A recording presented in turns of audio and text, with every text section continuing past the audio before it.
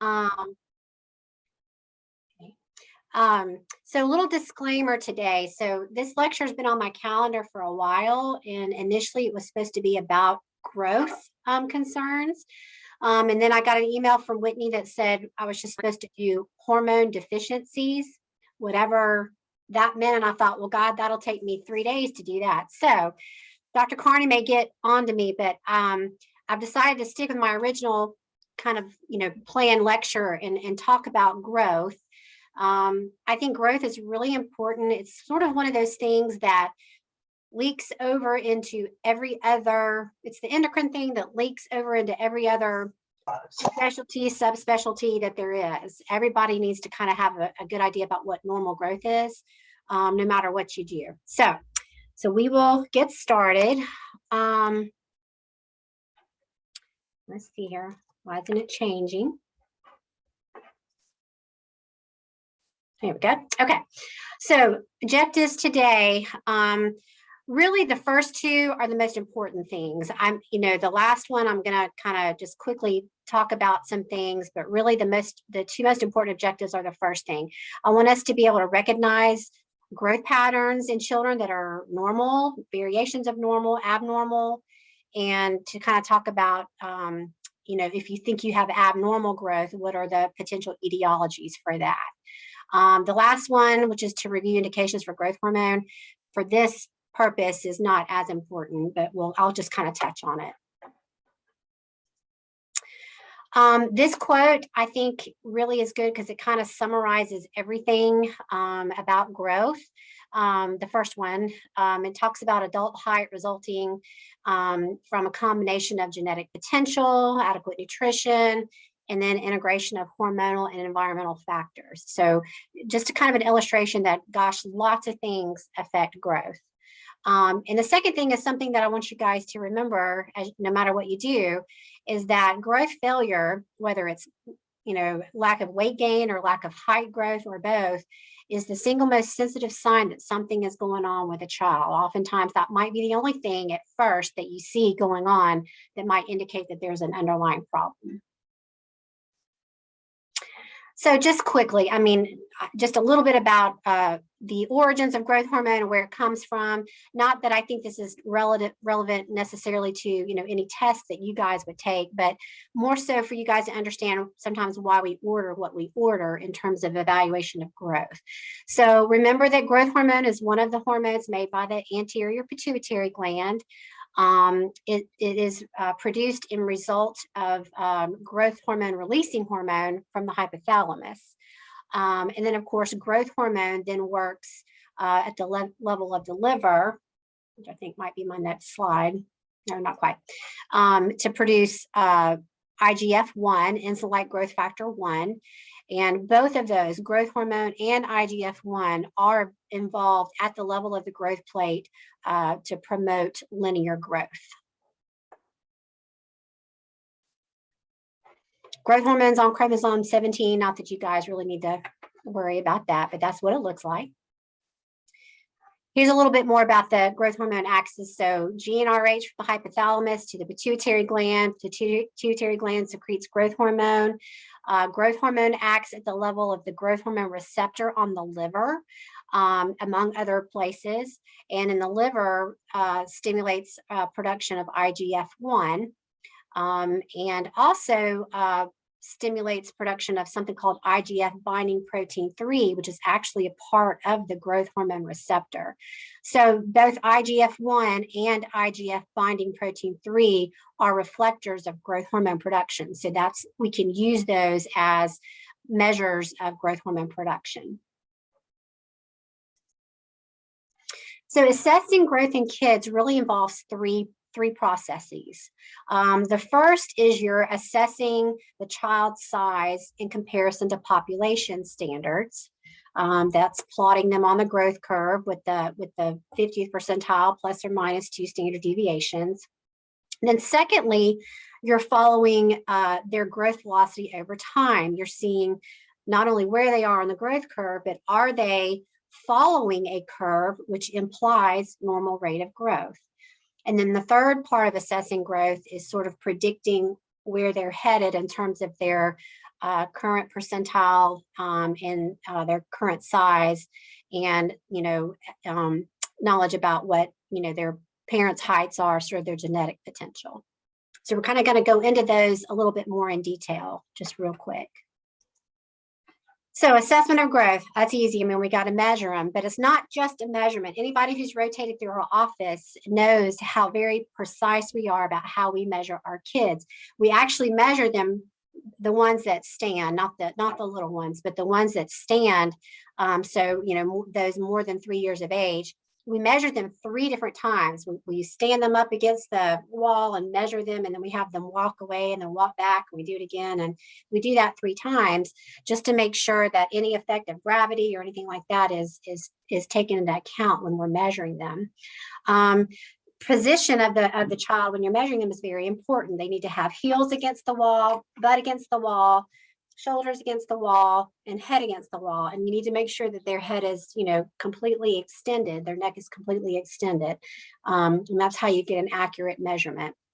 In our office, if they are 2 and old, if they're a 2-year-old and they're standing well on their own, then we measure them standing. But if they're younger than 2, or if they're 2 and they're just not quite standing well on their own, we measure them lying down. A measurement lengthwise, really to be the most accurate, should involve 2 people. One person to hold the head against one side of the stadiometer, and the other to extend the leg all the way and push the bottom part of the stadiometer towards the bottom part of the foot. So really, if you want it the most accurate, should involve 2 people. A length measurement should never involve laying a kid on a table with paper and drawing a line at their head and drawing a line at their feet and then measuring that distance. It should never involve that. That is never accurate. And I get those sometimes. You'd be surprised how many times I get kids in my office who have been measured that way in the PCP office. So, just keep that in mind. So then you look at not only where they are on the curve, but you assess their rate of growth over time, and that's where the growth curves come in. And there's a couple of times when I'm really going to want you guys to sort of hone in. I know it's hard doing lectures this way to kind of stay plugged in, but this is a slide I really want you guys to pay attention to, because these are numbers you need to know. You need to know what normal growth is, so that you can assess whether it's abnormal or not.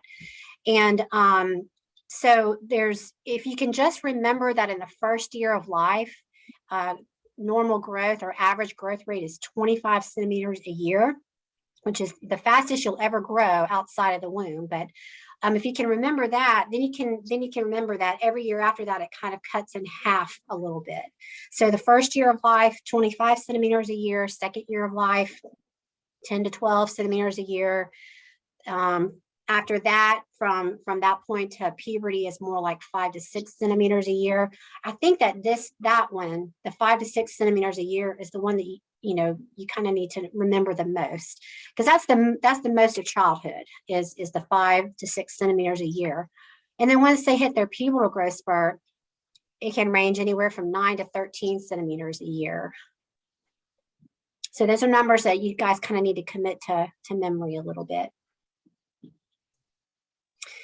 And then another thing about predicting, or the third aspect, is sort of predicting what you expect them to be. And, we all know that there's a lot that comes into your height than just your mom and dad's height.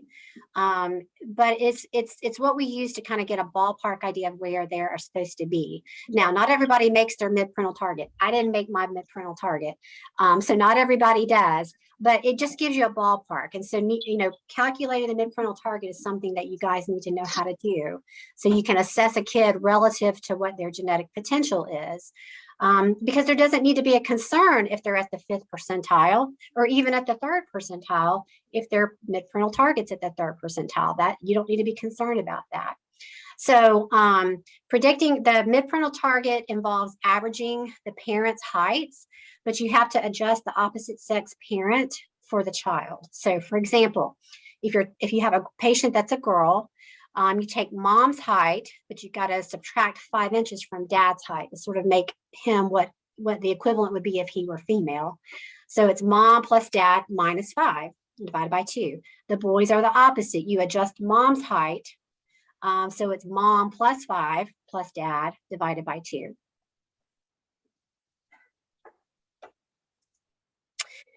Another component of predicting adult height is looking at the bone age study. So the bone age study is an x-ray of the left hand. We are looking at all the growth plates of the phalanges and the carpals. And we have this book called the Greulich-Pyle Atlas. Mine doesn't even have a cover on it anymore. I've been using it so much, but there are standards in there at different ages of what the typical growth plate pattern looks like at different ages. So you can take an x-ray of your kid's hand, compare it to the standards, and get an idea about what that bone age is. The reason that's important is because you can take that bone age and their height and get a rough prediction, and I have to emphasize rough because nothing's perfect, but you get a rough prediction of where they're headed, and you can kind of make sure that it's in line with their mid-parental target. There's a couple of issues with the Greulich-Pyle data, though. It's very old data. It was compiled back in the 60s in the UK. So it was predominantly a Caucasian population of kids in sort of a small area. And so we have found that there are some instances where the data is not, as accurate as we would like it to be, particularly with males, and particularly with males and females of that are not Caucasian, that are African American or Hispanic. So again, it's something that you can use as a tool, but you do have to kind of take it with a grain of salt sometimes. And it's not something that, and I always tell parents this is a rough prediction. We're just trying to get in the ballpark. So there's a lot of different methods where you can estimate adult height that involve different parameters. One way to do it, this is going to be the least accurate of all of them, is to look at their growth chart and plot their height for what their bone age is. So if you have a child who's 10, but their bone age is 8, what percentile are they on if you plot their height for an 8-year-old? And then you follow that percentile out, and that gives you a predicted height. That's the least accurate. And I only do that when I have younger kids in whom the bone age data is very not really reliable, not super reliable, or if I don't have a chart that I can use because they're so young to predict the height, then I do it that way. But it is the least accurate. And then there's some other methods that use different things, like your bone age, your puberty stage, your gender, parents' heights. The one that we use the most is the one at the bottom. It's called the Bailey-Pinot charts. These charts are actually in the back of our bone age atlas, and it takes into account your bone age and your gender and your current height. And there's a chart that tells you, at this bone age, your height is X% complete. And then it gives you, based on what your current height is, what your predicted height would be. Again, especially with males, there tends to be a lot of variability with that. And oftentimes, the prediction based on Bailey-Pinot is going to be actually higher than what the actual height may end up being. So you have to kind of keep that in mind, and I'll always counsel parents on that. So you have a child who is short stature, and by definition, short stature is a height less than the 3rd percentile, right? It's more than 2 standard deviations below the mean. And so what's your differential going to be? And I like to separate this differential into normal variance, and then, pathology. In the case of kids who, in the normal variant column, one thing you have to keep in mind is, in order to be considered having a normal variant, that implies that growth velocity is normal. In other words, you can't have an abnormal growth velocity and be in the category of normal variant. These would include things like familial short stature or constitutional delay of growth. And we're going to go into that a little bit more. And then on the other side of things, you have pathology, and that would include things like poor nutrition, chronic disease, some syndromes, endocrinopathies, things like that. So I want to talk a little bit. So what I'm going to do is I'm going to take different examples, and we're going to look at how the growth chart would look with these particular conditions or concerns, because recognizing patterns on the growth chart is really important. So I'm going to start with poor nutrition and inadequate weight gain. And I start with this one because I think of all the referrals I get for short stature, an inordinate percentage actually end up being this. They get sent to me, but the concern really is more about weight than it is about height. This little quote, a lot of y'all have probably heard me say this: you have to grow out before you grow up. No matter what your hormone status is, you can have plenty of growth hormone, you can have plenty of thyroid hormone, but if you're not gaining weight well, you're not going to grow taller. You have to gain weight to sustain normal linear growth. And this could be, imbalance of calories because the kids don't take in enough. I would say the number one culprit there that I see are stimulant medications. Kids, go on stimulant medications for ADD, ADHD, and it just tanks their appetite and they just don't eat at all. And so they don't gain weight well. And then of course they're going to, their growth is going to start to slow after a while if they're not gaining weight well. But it can also be increased metabolic needs from congenital heart disease or cystic fibrosis or something like that. And what you see is this pattern where weight starts to fall off the curve, and then you see height, and it maintains for a little while, but eventually it starts to fall off as well. So you see the situation where weight falls off before height does. And that's sort of the characteristic pattern of short stature associated with poor nutrition. And these kids typically have a normal hormone profile. And then, so here's familial short stature. So you notice over here, I've calculated the mid-parental target, and I put it right there with an X. So this is a situation where, by definition, they have short stature. Their height's greater than 2 standard deviations below the mean, but they're otherwise healthy. Again, normal growth velocity. Look at this. They're following the curve just fine. And their evaluation is normal, and their predicted height is consistent with their mid-parental target. So this is a situation, an example of kind of familial short stature.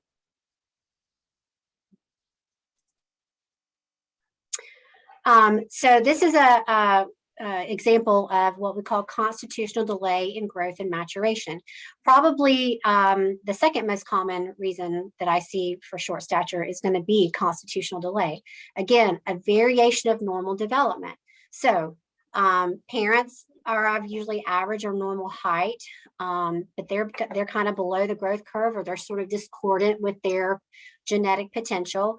But again, growing fine, rate of growth is fine. So see, they're mirroring the curve fine. Usually they have a normal hormone profile. They usually will have a delayed bone age. So they might be 12, but their bone age is 9 or 10. And what happens is that just means that the timing of everything for them is going to be shifted. So they're going to grow, truck along and grow and grow. And when all their peers hit puberty and kind of have their growth spurt, these kids are still going to, truck along at 5-6 centimeters a year. And then they're going to hit their growth spurt a little bit later. So they end up where they're supposed to be, consistent with their mid-parental target, but it just happens later. Oftentimes it runs in families. I say more common in boys, question mark, because I think maybe I see more boys than I do girls, because height tends to be more of a concern with boys than with girls. I don't know that it's more common in boys. I just feel like clinically that's what I see.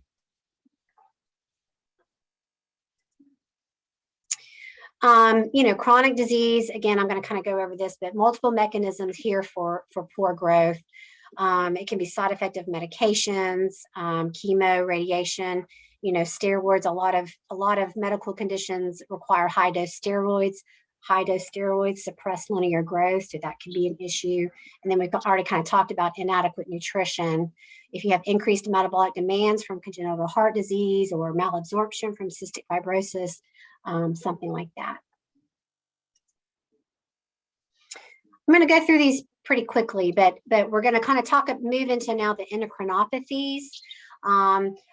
There are some, the most common growth hormone abnormality that we see is just idiopathic isolated growth hormone deficiency. So idiopathic means we don't know exactly what caused it. The theory is that, one of those transcription factors that has to, be there to send cells down the line of being growth hormone producing cells. There's an abnormality there. And so they just don't develop the growth hormone producing cells of the anterior pituitary gland. And we say isolated because the growth hormone seems to be the only hormone from the anterior pituitary that's affected. So we call it idiopathic isolated growth hormone deficiency. It happens at about 1 in 3,500. Normally these kids have a normal height and weight at birth. And oftentimes they might have hypoglycemia in infancy. Remember, growth hormone is one of those counter-regulatory hormones. And so is kind of involved in blood sugar regulation. If you have a low blood sugar, growth hormone is supposed to go up and to help your body increase your blood sugar. So sometimes in infancy, if they are growth hormone deficient, they may have hypoglycemia as an infant.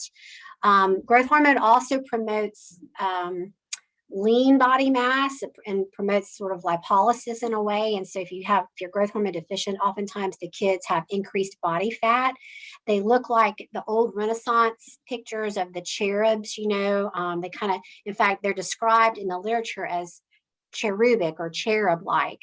They may or may not have midline defects. Any kind of midline defect may predispose them to a growth hormone problem. Oftentimes they have a delayed bone age.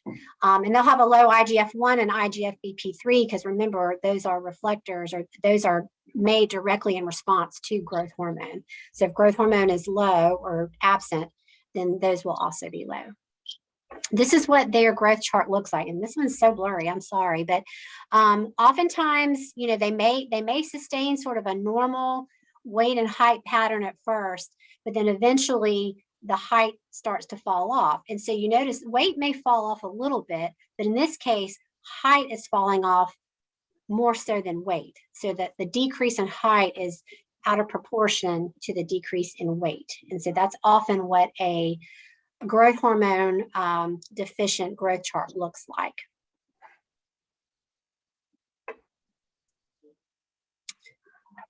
Just real quick, there are some other defects of the growth hormone axis that are, hereditary. There's familial forms.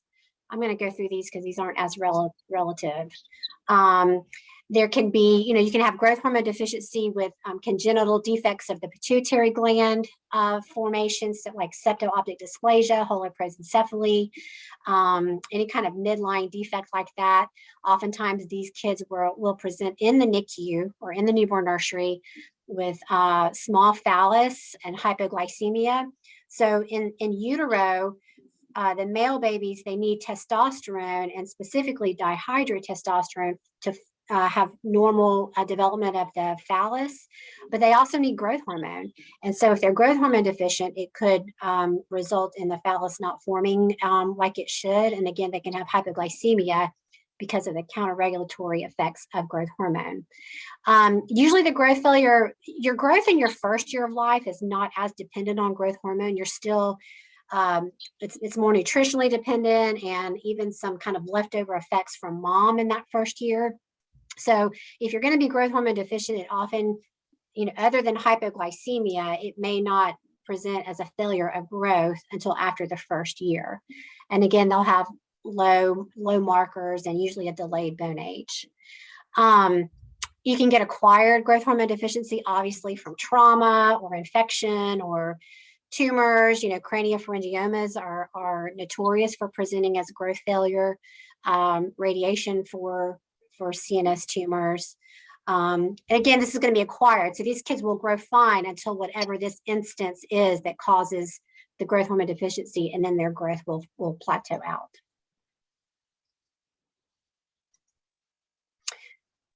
This is just, there can also be an IGF-1 or growth hormone resistance, where growth hormone production is fine, but the receptor doesn't respond. And there's a population of people in Peru specifically that this is prominent in, and it's called Laron dwarfism. But it's this problem with growth hormone receptors. So if you measure growth hormone levels, they'll be extremely high. IGF-1 will be low. So that's an indication that there might be growth hormone resistance. And how are they going to do the abilities? Did somebody say something, ask a question? Great.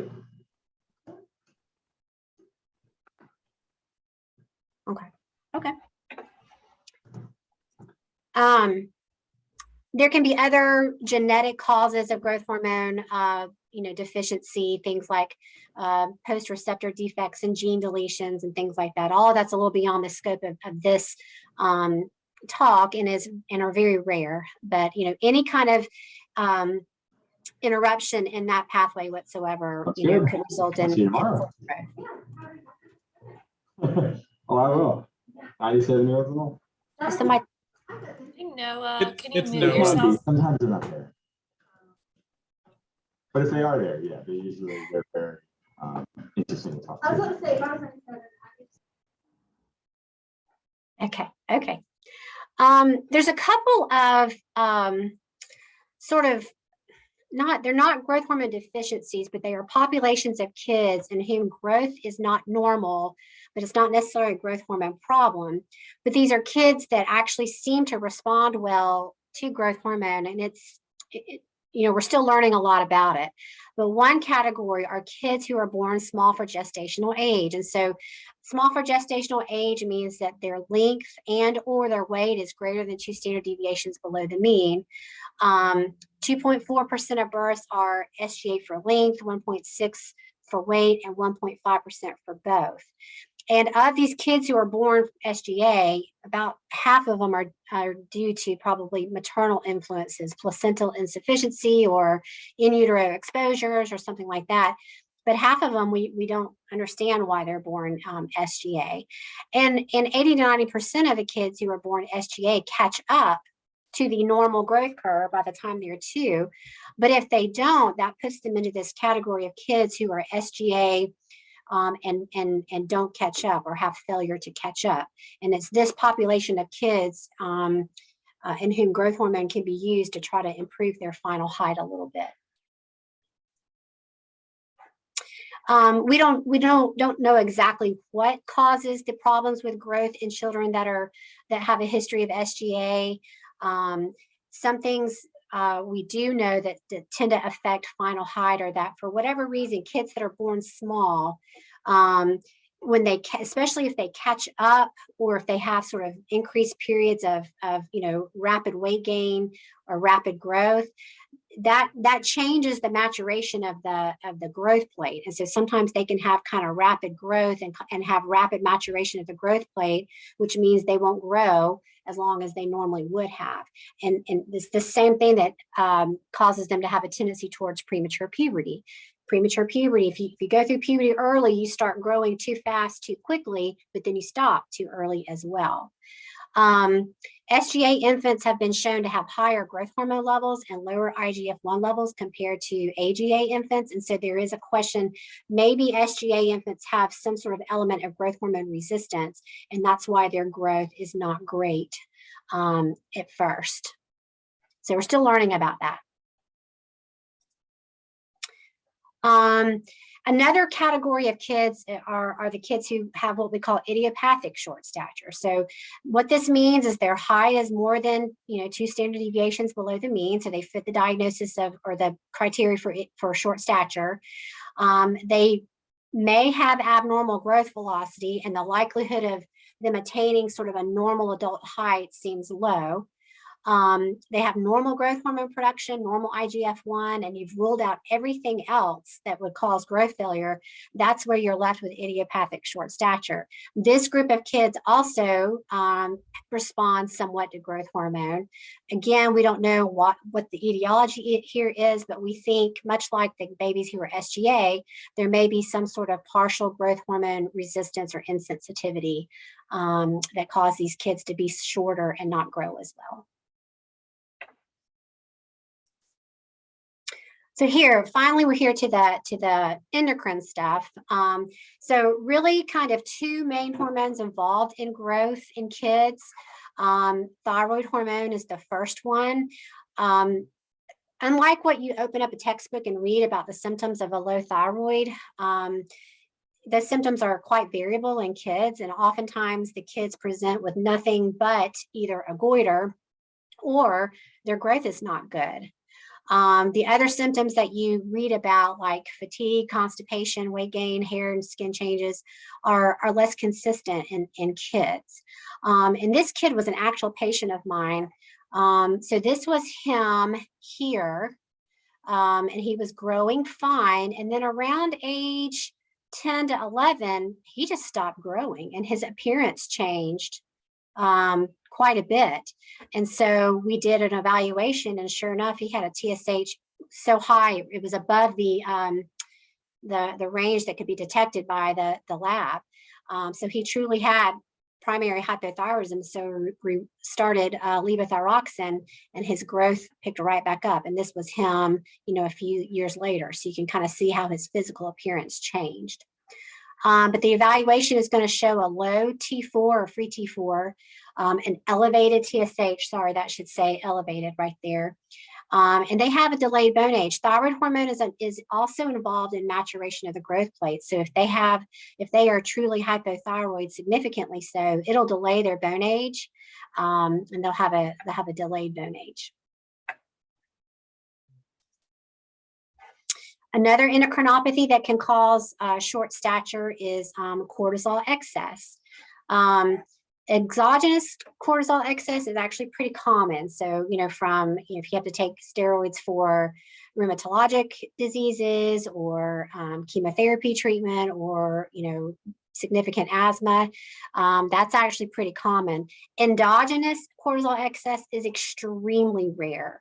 If you have it, it's going to either be due to autonomous production by the adrenal gland, like an adenoma or something, or you're going to have a pituitary adenoma where you have excess ACTH.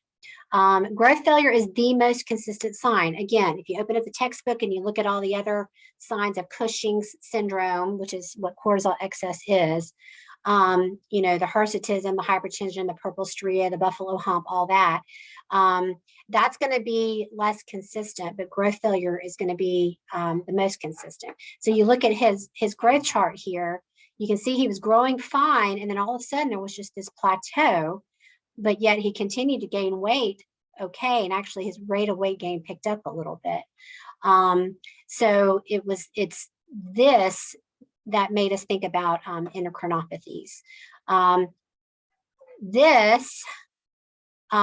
If his growth rate had remained normal, that's usually not going to be cortisol excess. I get a lot of referrals for concerns about Cushing syndrome in kids whose weight chart looks like this, but their growth chart is actually perfect, and that's not going to be Cushing's. Precocious puberty, we kind of hit on a minute ago, but anytime you have early production of your sex steroids, you're going to have rapid closure of your growth plates. And so you're actually going to have a growth spurt, and actually these kids end up being taller than everybody for a little while, but then they stop growing earlier than they were supposed to, and they end up being shorter than everybody and shorter than maybe what they were supposed to have been. So if you see a situation where you have a kid that's trucking along, and all of a sudden at 6, 7 years of age, their growth rate starts to look like that, that's concerning, that there might be some sort of excess sex steroid production there.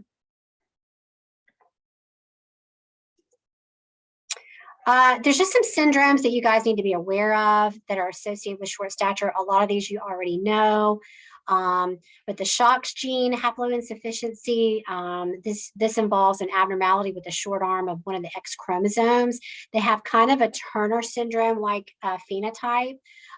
Short stature, short neck, tibial bowing. We don't know exactly the etiology of this, but obviously there's something on that arm of the X chromosome that's important for growth. And this can be seen in males and females.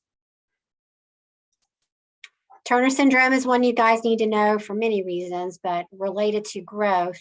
Happens in about 50 per 100,000 births. There's an abnormality of one of the X chromosomes, whether it's absence of a chromosome or a ring chromosome or something like that.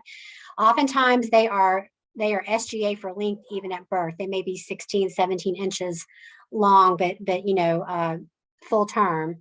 And of course, from an endocrine standpoint, they have primary ovarian failure and they have short stature.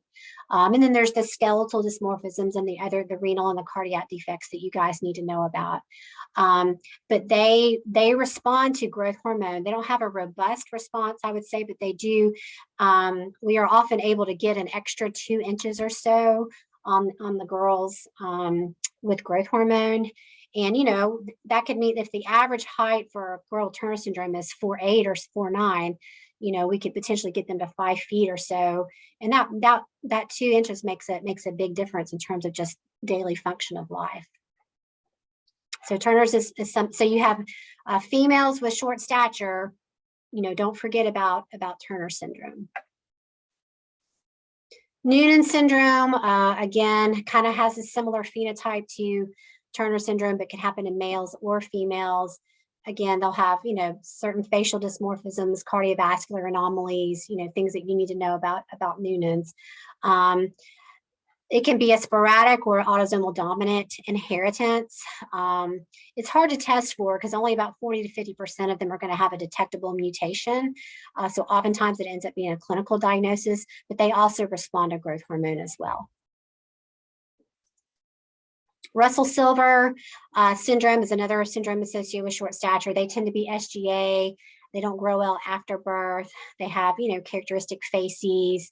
Oftentimes this ends up being a clinical diagnosis as well.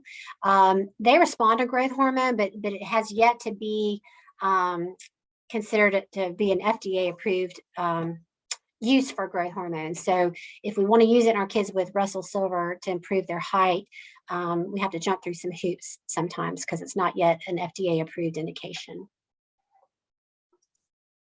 Prader-Willi, this is one you need to know. They have the history of sort of hypotonia, poor feeding as infants, and then around 2 or 3, the switch flips, and then they have excessive appetite and lack of satiety. They are short. They have hypogonadism. So the males will often have small hypoplastic scrotum and small phallus. Of course, we know it's an abnormality on chromosome 15. The use of growth hormone in these kids is the benefits have been extremely well documented, not only in terms of improving their height, but improving their body mass composition, again, promoting more lean body mass than fat body mass, improvement of muscle tone and kind of function that way. There's even some evidence that it has cognitive benefits. But there's a flip side to that coin in that there's also a black box warning with the use of growth hormone and Prader-Willi related to cases of sudden death, many years ago. And it's not real clear what the relationship there was, if there even was a relationship.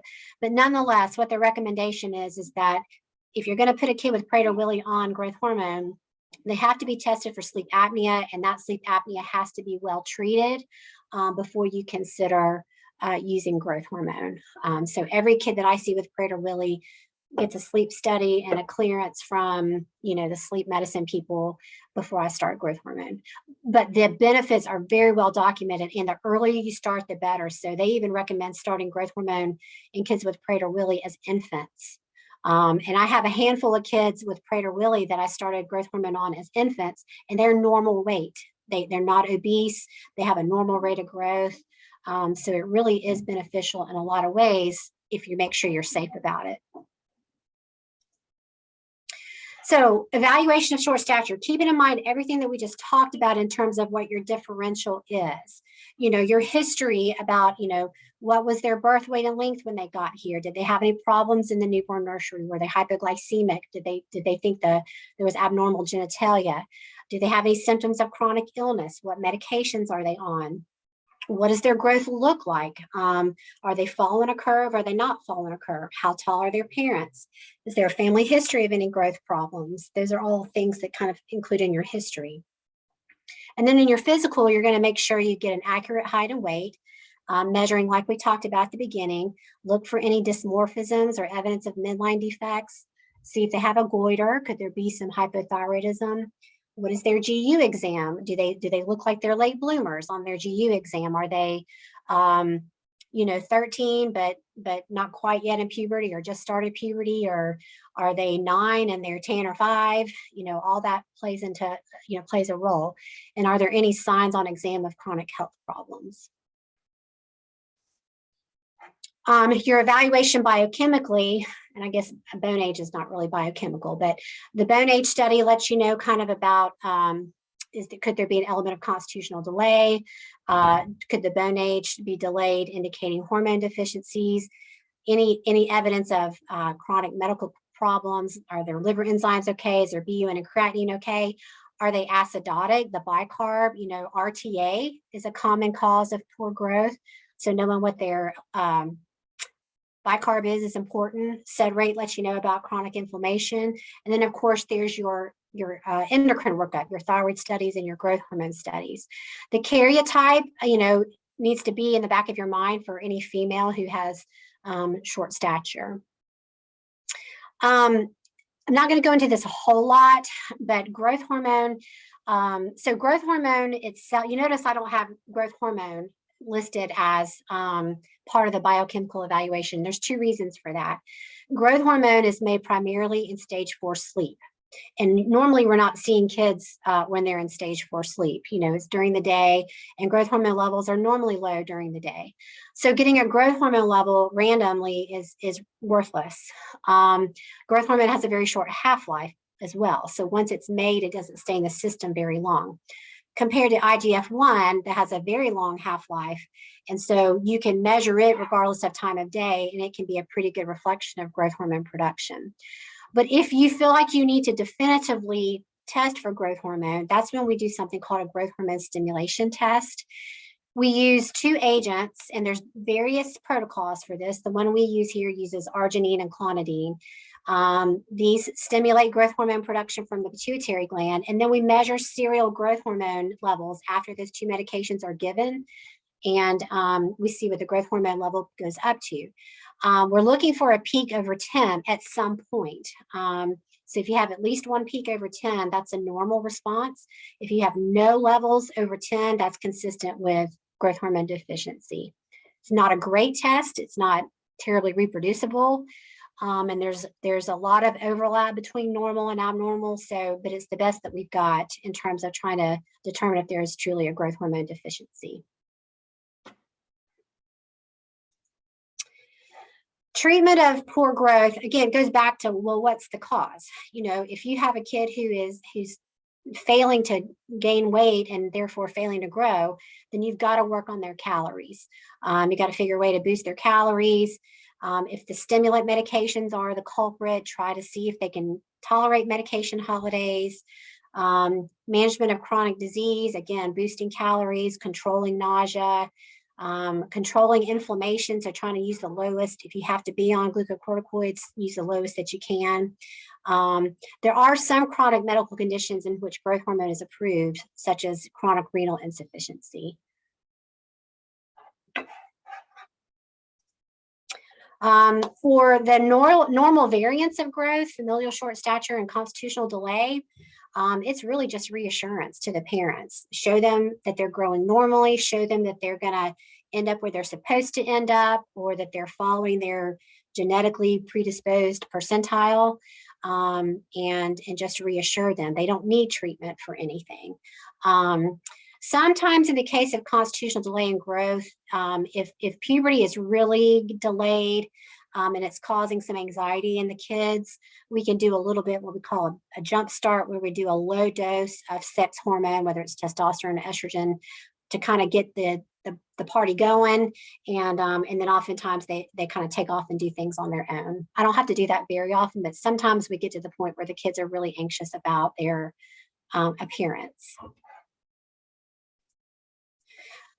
Growth hormone deficiency you treat with growth hormone, and I'm not going to go over all this. There's a bunch of different growth hormone products on the market. It carries a pretty good safety profile. There was some concern about increased risk of malignancy kind of at the beginning, but that's been shown to not be the case. You do have to think about insulin resistance and possible hyperglycemia, especially in kids who are a setup otherwise. If they're overweight or obese, and have a strong family history of type 2, you have to watch their sugars. Benign intracranial hypertension has been reported as a side effect, although it's rare and it's reversible. If you stop the growth hormone for a little bit, if they develop pseudotumor, it resolves, and then you can start them back at a lower dose. SCFE has been reported. I've never actually seen it, but it's been reported. You have to watch the kids for scoliosis. Growth hormone doesn't cause scoliosis, but anytime a kid is going to be growing rapidly, whether they're doing it because we're giving them growth hormone or they're doing it on their own, that's when scoliosis is going to become more apparent. So I always try to keep an eye out, when they see me, making sure they don't look like they're having any curve up their spine. Again, we kind of talked about this, both the conditions of SGA, kids who are SGA and don't catch up by age 2, or if they meet criteria for idiopathic short stature. Both of these are FDA approved indications for growth hormone. Just because it's FDA approved doesn't mean that insurance likes to cover it. So oftentimes we have trouble getting it covered in these kids. But there has been shown to, be a significant improvement in their height standard deviation. Sometimes even, going from -3 to -1.5, which is not as much of an improvement as kids who are growth hormone deficient. I mean, they have a robust response. These kids don't have as robust a response, but it might make the difference again in, 2 or 3 inches on their final height, which may make a big difference to them emotionally and psychologically, self-esteem wise.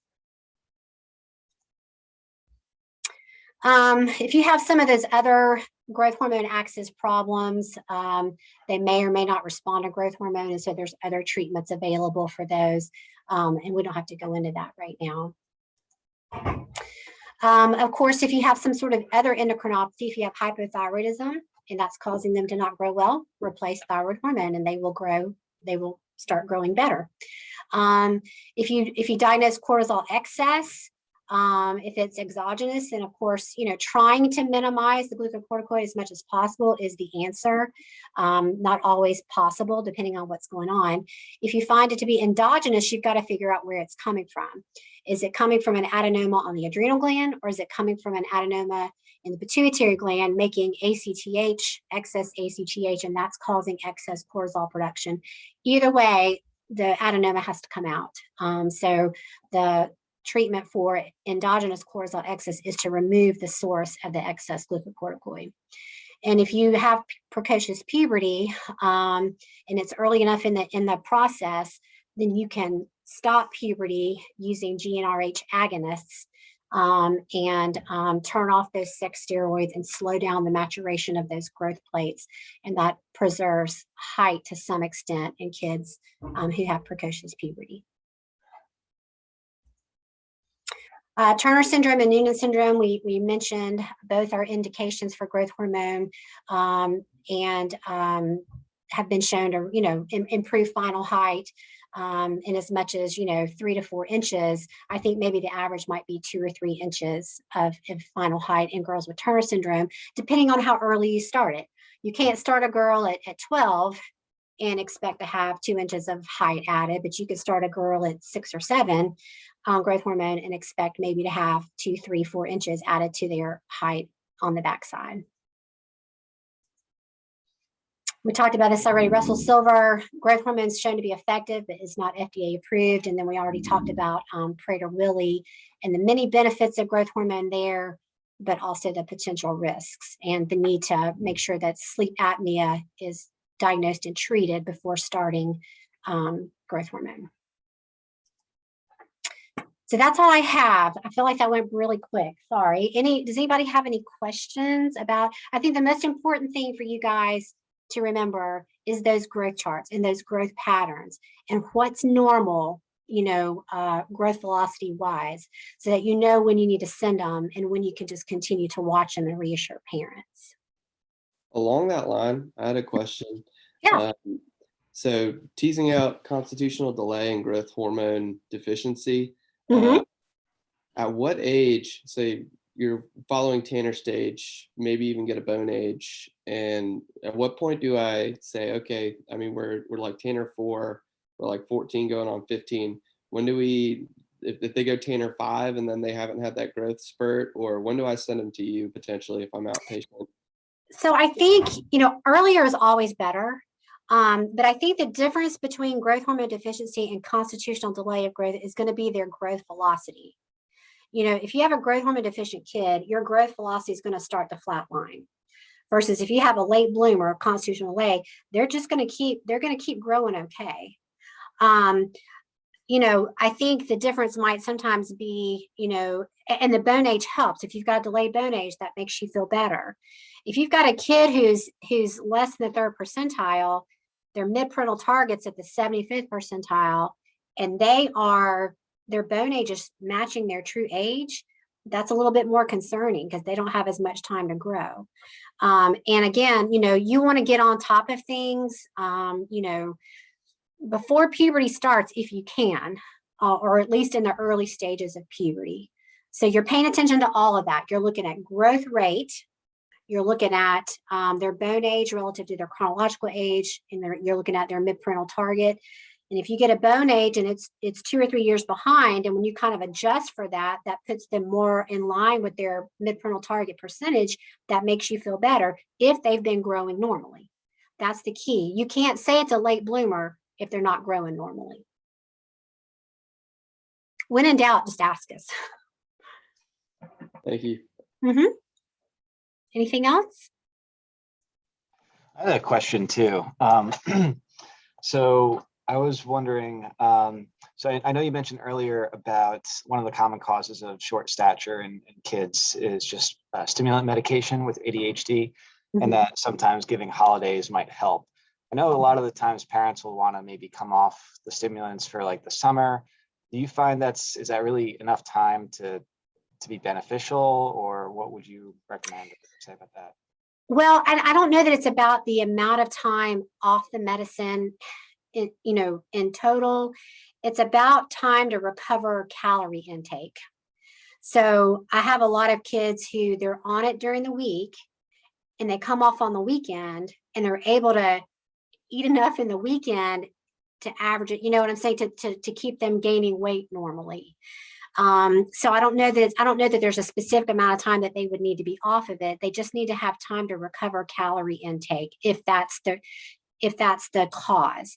And the association with stimulant medications is interesting because we've always sort of thought of it as being an indirect side effect of the stimulants, that the kids are not growing height-wise because they're not gaining weight because of the stimulants. But there is some data out there to suggest there may be more of a direct correlation between the stimulants and the linear growth, regardless of weight gain. But there's still a lot of questions about that, and nothing's been, statistically significant in terms of proving that causal relationship. So we still feel like that most of the growth failure related to stimulants is related to the effect on appetite and the effect on weight gain. So if they can just be off of it enough to recover calorie intake, whether that's they just come off on the weekends. I have situations where kids are on it all school year and then they come off of it on the summer and they gain weight like crazy. Not excessively, but they gain weight well. And you can see immediately their growth rates start to pick up. Obviously, that's not as ideal because then you have long periods of time where you're losing out on kind of your just normal growth. But it's better than, maybe being on it 24/7 year round. So it's more about recovering that calorie intake as best you can than total time off, if that makes sense. Okay, thank you. Mm-hmm. Anything else? Okay. Thanks, guys. Y'all take care. Thank you so much. Thanks, Dr. Brown.